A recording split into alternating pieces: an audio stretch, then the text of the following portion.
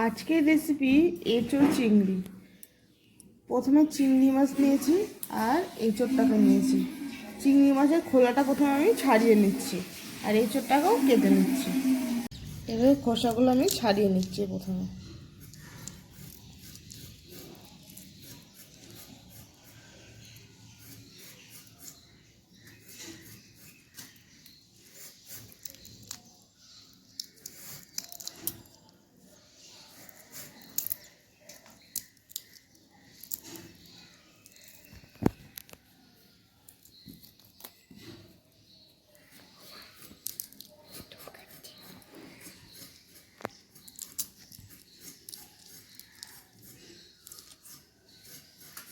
এভাবে সব মাছগুলো আমি খোসাগুলো ছাড়িয়ে নিচ্ছি।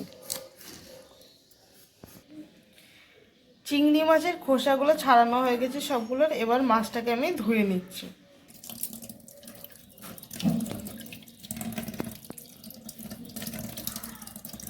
মাছটা ভালোভাবে ধোয়া হয়ে গেছে। এবার লবণ হলুদ মাখিয়ে নিচ্ছি। প্রথমে লবণ দিচ্ছি, মধ্যে হলুদ গুঁড়ো দিচ্ছি,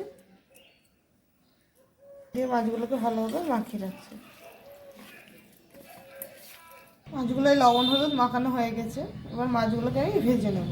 কড়াই তেল দিয়ে দিয়েছি, তেলটা গরম হয়ে গেছে। আর মাছটাকে ভেজে নিচ্ছি। মাছটা ভাজা হয়ে গেছে। মাছগুলো তুলে নিচ্ছি। এভাবে বাকি মাছগুলো ভেজে নিচ্ছি। মাছটা ভাজা হতে হতে আমি এঁচোড়টা সিদ্ধ বসিয়ে দিচ্ছি।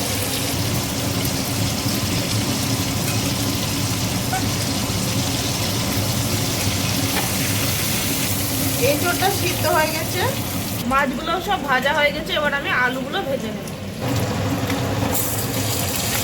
আলুগুলো আগে থেকে কেটে রেখেছিলাম, আলুগুলো ভেজে নিচ্ছি। আলুটা ভাজা হতে হতে আমি এখানে মশলা করে নিচ্ছি। আদা রসুন আর লঙ্কা বেটে নিচ্ছি। আলুটা ভাজা হয়ে গেছে, এবার আলুটা তুলে নিচ্ছি।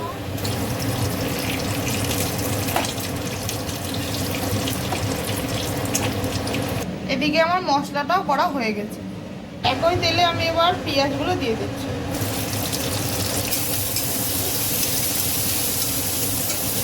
পেঁয়াজগুলো ভাজা হয়ে গেছে। এবার পেঁয়াজগুলো আমি তুলে নিচ্ছি।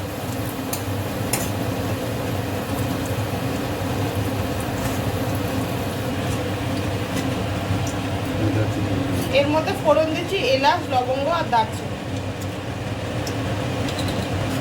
এর মধ্যে বেটে রাখা মশলাটাকে দিয়ে দিচ্ছি। এবার দিচ্ছি কাশ্মীরি লঙ্কার গুঁড়ো,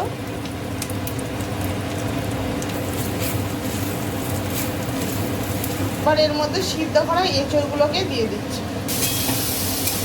ভালোভাবে মশলার সঙ্গে মাখিয়ে নিচ্ছি। এর মধ্যে দিচ্ছি পরিমাণ মতো লবণ আর দিচ্ছি হলুদ গুঁড়ো।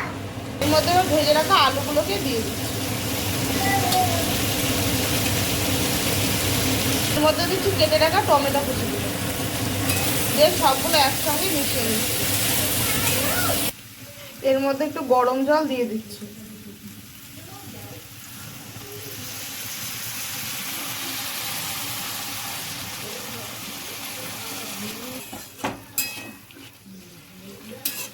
পাঁচ মিনিট মতন ঢাকনা দিয়ে দিচ্ছি। 5 মিনিট পর ফিরে আসছি।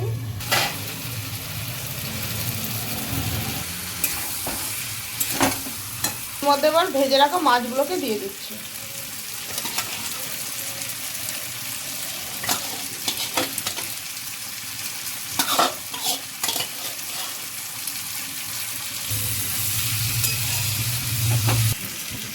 মধ্যে এবার গরম জল দিয়ে দিচ্ছি।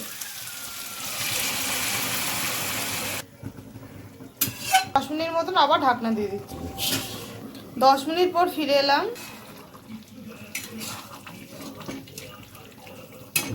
মধ্যে আমি একটু গরম মশলা দিয়ে দিচ্ছি।